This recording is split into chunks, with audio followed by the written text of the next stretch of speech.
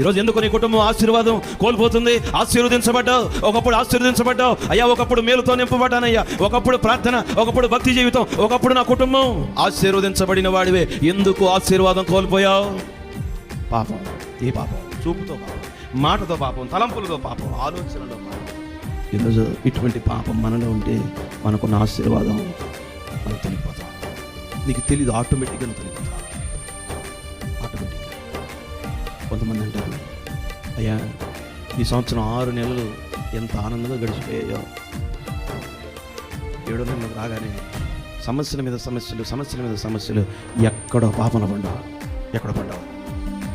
అందుకే నీకున్న ఆశీర్వాదం నుంచి నువ్వు తొలగిపోయావు. అపవాదం చెతుకుపోయింది నీ ఆశీర్వాదం.